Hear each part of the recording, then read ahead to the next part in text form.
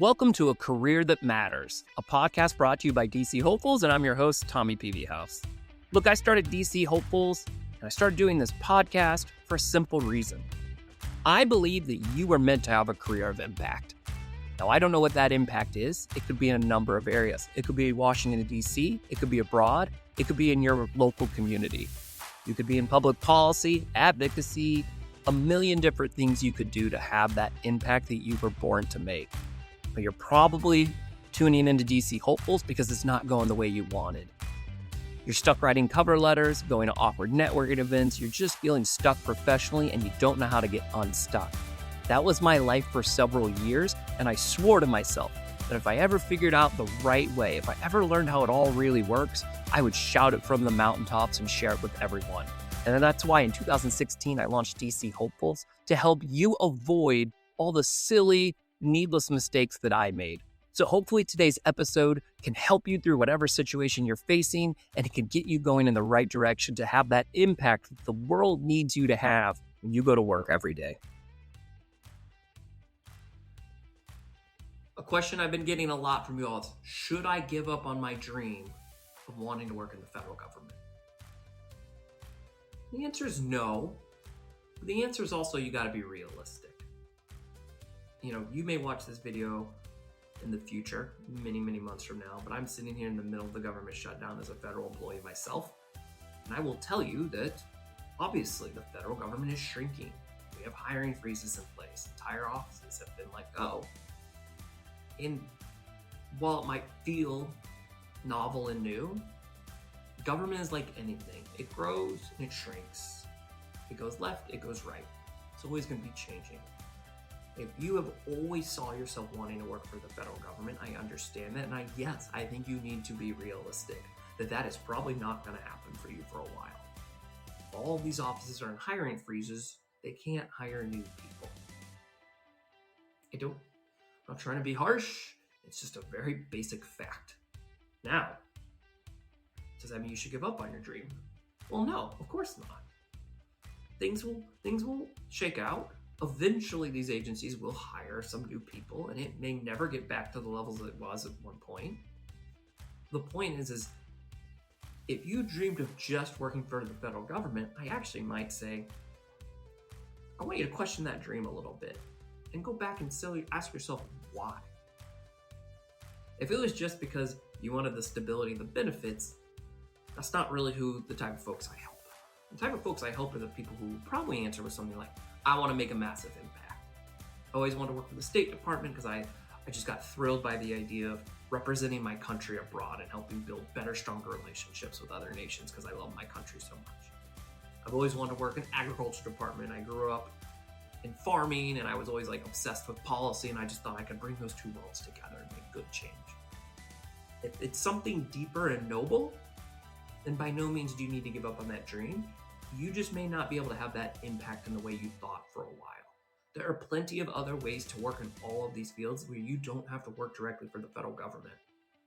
There are thousands and thousands of federal contractors, people who work in those buildings, doing a job that could easily be done by a federal employee, but they have contracted it out. That is a great way to get that exposure, that experience, and sometimes the really great part is there's nowhere near the bureaucracy. You can network your way into those jobs, and you can work in multiple offices because the bigger companies can move you around. It's actually a great way to get your career started. That's how I did it, and that's how most people I know who are federal employees got into the government. They started as contractors and built up those relationships and those skills. But there's all sorts of other organizations out there and other places doing this type of work. But yes, this has a spillover effect. Organizations are probably not hiring like they used to. People are a little on edge. It is not a booming time in the public policy, public space. That is not a secret. But the good news is, for you and me, is that people have forgotten what works. And therefore, what works is now going to work better than ever. People have forgotten how to network the right way. People are going to go on LinkedIn and they're going to message strangers. People are going to go apply to 100 jobs and have AI help them write a cover letter. And they're going to do all this really fast transactional stuff. And at that surface level, that transactional level, yeah, we're not hiring, we don't need you. And it's going to be the end of story. Now is the time to be doing it the right way, building real relationships, talking to real people one-on-one, get a sense of how they're feeling. What do they think? Do they agree with what I'm saying? Do they have a completely different outlook? Get them bought in so they feel invested and want to help you, because here's what will happen. When there is an opportunity at any organization, there's a new contract awarded, this nonprofit got a grant and they can hire 3 new people, whatever that situation is, now more than ever, people are going to be very cautious about who they hire, because they know they may not get a second chance. They realize that if the person they hire doesn't work out, they may not get that flexibility to replace them. They might be stuck with them, or they lose that spot. People also know that with so many people looking for work, that if they post a job, it ain't going to be 50 resumes, it's going to be 500. And that can feel really overwhelming. So now more than ever, you can be a gift to those people. Now more than ever, someone is going to want to hire someone who they've gotten to know already, or someone that they trust can say, hey, give this guy a chance. I've gotten to know him. I've been mentoring him. I know maybe on paper he's not exactly what you're looking for, but I'm telling you, he's got the intangibles. He's smart. He's hardworking. He's not going to disappoint. He's got the right attitude. Now more than ever, if people are being cautious, they're going to look for the least risky option. And that is usually, if not always, not the person who's always best qualified on paper. It's that person who they can find out about those intangibles that will never come out in an interview. Anyone who submits in a cover letter and gets an interview is going to say they're kind and they're hardworking and they're easy to be around and they go the extra step and they're proactive. They're all going to say it. But can they really do it? That's so different than if someone I trust, I've known for years, says, hey, I want you to consider this woman. I've gotten to know her. She has these intangibles. I used to work with her. I've gotten to know her. I know someone who did work with her. Like, she comes vouched for. When we do that in everything, think about when you're going to try a new restaurant. You go read the reviews. You want to know what real people think about it, right? How many times have you thought about going to see a movie, but you saw the trailer and it looked silly, but a friend tells you, hey, I don't care what you think about that trailer. This movie rocks. It is awesome. I mean, I think most movies and television shows I've ever seen is because someone told me I would like it and they enjoyed it. We care so much about like what other people tell us because it's a way to like save our time, and it feels less risky when other people can vouch for something. That's no different in hiring, right? So you can't go on USA Jobs right now and apply and get a job in the federal government. It's not going to happen. But here's the thing. It was never going to happen.